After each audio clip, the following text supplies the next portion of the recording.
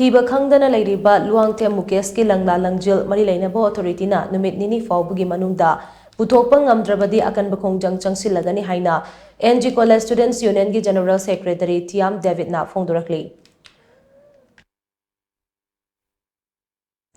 Hauzi fauba Thiba Khangdana Leiriba Mukesh ki matangda ngasi lamthal pata leiba college asida pangthokpa paugi mifam amada wafam asi phongdokladuna mahakna makata na hai.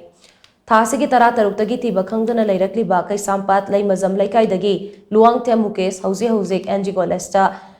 5th semester tamliba mahairoini CCTV gi footage singdagi mahakadai fauba chatki haiba khanglabani hauzi fauba mahaki Langla Langjil amata puthokpa ngamdriba si yamna laibak thibani Mukesh ki Langla Langjil mari leinaba authority na numit nini phaobagi manungda puthokpa ngamdrabadi mahairui singi oiba Akanba Khongjang Changshillagani haina mahakna makha taki.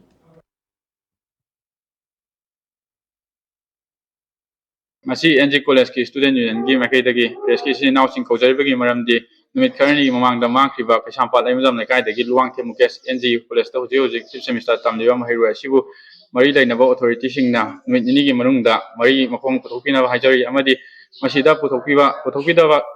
taragadi satra singi oiba Akanba Khongjang Changshillagani damakta sem sajare. Luwangthem Mukesh na mang Phong khangdana mangkribaga mari leinana NG College student union gi makaidagi thamoi sokna nungaita phongdoksari amadi mari leinaba authority singna mangkriba mahairoi NG College ki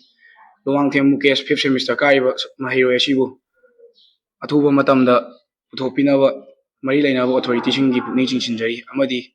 nungaitaba phongdoksari mahairoi ama mangkriba haibasi satra singi kunaida amangba ama chawna purakani authority singna mari leinaba authority singna athuba matamda puthokpinaba ningsingjari.